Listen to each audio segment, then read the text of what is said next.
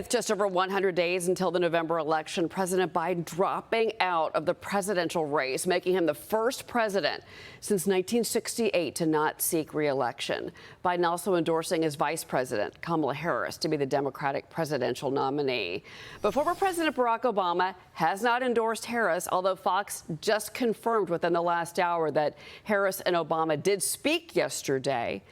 But Obama, when he posted yesterday, said that he endorsed an open Democratic primary process at the DNC next month. He said in the statement, "I have extraordinary confidence that the leaders our party will be able to create a process from which an outstanding nominee emerges."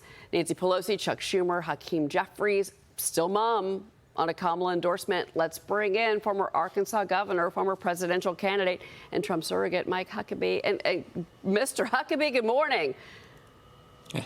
Good morning. Great to be with you, Cheryl. What do you make of everything that played out yesterday afternoon?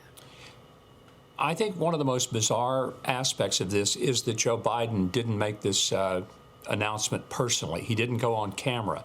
We got a tweet. His own staff didn't know about it until after it was tweeted. People in the Congress, leaders, no one knew. And you have to wonder who actually wrote it.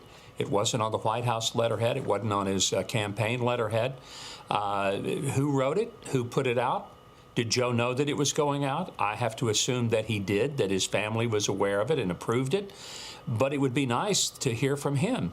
And I just find it remarkable that a decision of this consequence is made over a social media platform rather than in some way addressing the American people, but also specifically addressing the people who voted for him in the primary. Well, we heard that, he's got COVID. He's recovering from COVID. And so maybe that played into it. We do expect to see the president at some point this week. Today at 11:30, we're actually going to see Vice President Kamala Harris because she's got an event at the White House. All eyes are going to be on her. The polling has been interesting because there was this new ABC News Ipsos poll that was released just a few hours before he dropped out.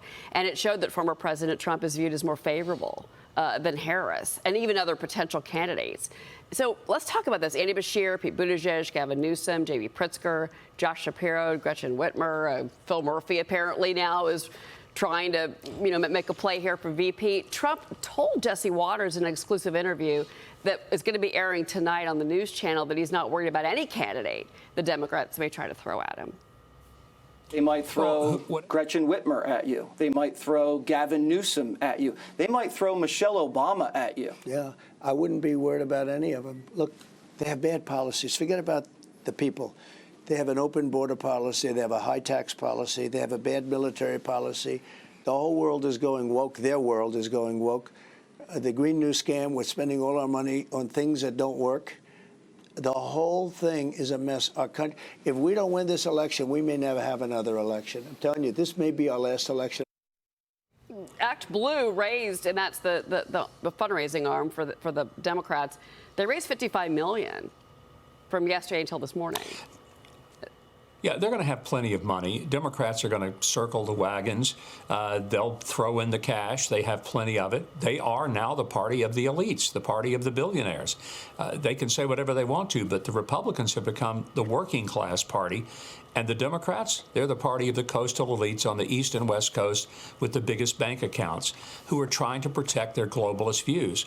But ultimately, people are not going to vote even on the personalities representing each party. They vote for which party, which policies are best for their family. Under whose leadership can they afford groceries, gasoline, and a trip to grandma's house? And that's pretty clear. So whatever people feel about Donald Trump, whether they like him or don't, they remember that gasoline was under $2 a gallon. They remember when they could afford eggs, butter, bread, bacon. And they can't now. And they can't buy a home. So that's where it's going to come down to. And I don't care which Democrat gets up on the top of the ballot, whether it's Kamala Harris or one of the others, they still have to defend the policies of the past 4 years, and they're indefensible. Governor, there are a lot of questions that have emerged. In particular, there's a long story in the Wall Street Journal this morning about, let's call it the cover-up. The cover-up that's been going on since October of 2021 with the president's cognitive and physical state, and that how this was a huge miscalculation for the Democrats. But your daughter, Sarah Huckabee Sanders, when she was at the RNC, she made, I thought this was a great ploy, talking about the White House and how things are playing out and the business of the White House. Let's replay that for our viewers and get you to react. When I was President Trump's White House press secretary, the best job. I got the chance to take my 4-year-old son, Huck, to bring your kid to work day. Much like Jill now drags Joe to bring your husband to work day. For the last 4 years, Republican governors have been leading that fight and doing what Joe Biden refuses to do. We've deployed the National Guard to the border. We've cracked down on crime and drugs. We cut taxes to give hardworking Americans a break from Bidenflation. You know, Governor Huckabee, the National Review Board, the editorial board, they're saying that Joe Biden needs to step down now. John Bolton is saying that in the Wall Street Journal this morning, it's a security risk to have him remain as president. You know, your daughter was there. She knows how the press office runs. Don't know what we're going to see in KJP, but there's a lot. I mean, the press is going to go after, in particular, the staff at the White House for what looks like a massive cover-up of his ability. Well, there is a massive cover-up, and there's been one since he's been in office over the past 4 years, but it's only gotten worse. But let me tell you who I blame as much as I blame the White House. Look, they're the palace guard. They're going to protect the principal. That's their job, and they've done really well at it by lying to the American people, telling everybody how sharp he was, how that he worked so hard, he's at the top of his game. So, yeah, they've been lying to us, and we know it. But here's the big issue. Those folks who sat out there in the press room, with the exception of maybe 3 or 4 reporters, for the most part, they're part of this cover-up. They saw what we saw, but they never challenged it. They didn't report on it. They pretended that it was all just fine, that Joe was just, fine, and that maybe he was a little slower in his step, but boy, his mind was sharp, and he was absolutely fit to be president. Now they look like idiots because we know that they knew all along. And they can't just say, oh, we didn't know until the debate. Of course they knew before that. They knew it when the Easter Bunny had to lead him off. They knew it when he'd go into a White House event and he couldn't remember the names of his own cabinet members, or he would call for someone who was dead to speak up. It's that kind of thing that they were watching. We all watched it. They just lied about it.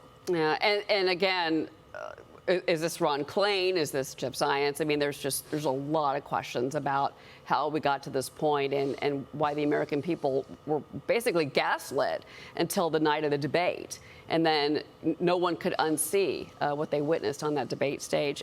Governor Mike Huckabee, thank you for being here as always. Thanks, Cheryl. Good to talk to you. All right, we'll see you soon.